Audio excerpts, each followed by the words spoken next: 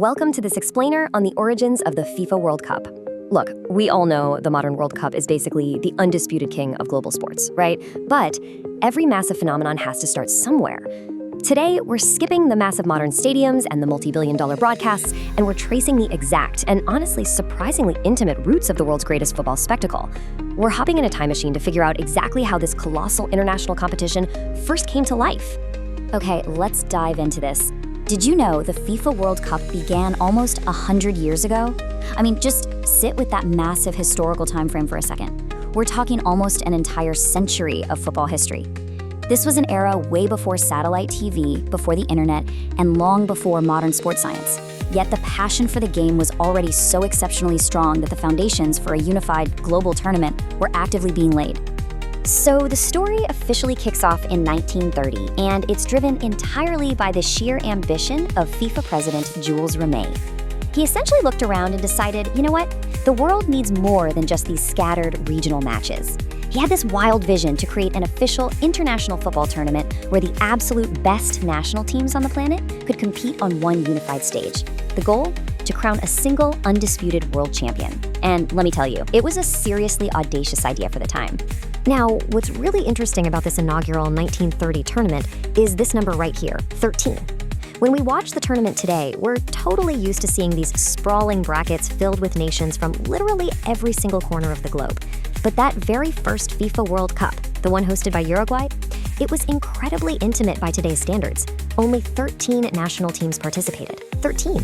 It sounds almost impossible when you think about the massive global reach of the sport today, but that was the reality of this pioneering event. So why was the team pool so incredibly small? Well, you've got to remember, the logistical challenges of the 1930s were intense. Long-distance travel wasn't just a matter of hopping on a quick charter flight like we do today. Nope.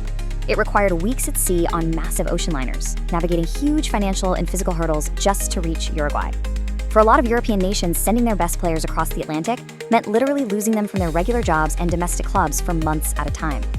It was an enormous commitment of time and resources just to show up and play, which posed a very real existential threat to Rimet's entire vision. But despite those immense obstacles, Rimet's vision rapidly materialized. On July 13, 1930, the opening matches officially kicked off.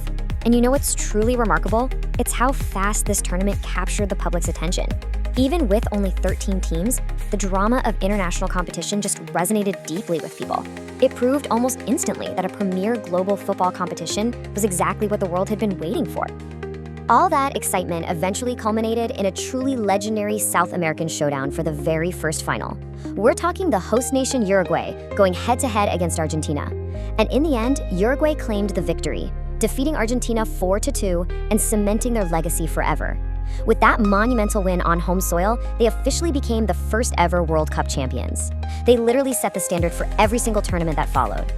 But I really want to emphasize the sheer scale of what happened next. 70,000. That first final, it was definitely not a quiet little local gathering. Uruguay claimed their victory in front of a roaring crowd of nearly 70,000 fans.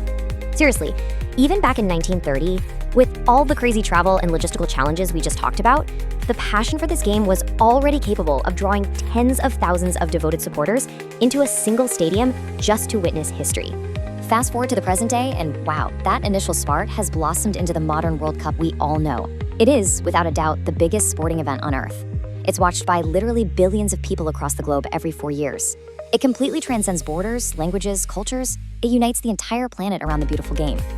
The leap from a small, centralized gathering to a worldwide broadcast phenomenon is just a massive testament to the sport's universal appeal. And this brilliantly illustrates a complete century of growth. Just look at the comparison. On one side, you have those 13 brave teams overcoming immense hurdles by boat back in 1930. And on the other, an astounding 48 teams slated to compete in the upcoming 2026 tournament. It is the absolute ultimate testament to the enduring power and expansion of international football. It really shows just how far the tournament has evolved from its fiercely contested, gritty beginnings. From 13 teams in 1930 to 48 teams in 2026, the World Cup journey is truly legendary. Honestly, it's just incredible to reflect on this 100-year evolution, marveling at how a single, visionary idea grew into the literal heartbeat of global sports. It completely redefines our understanding of sporting legacy.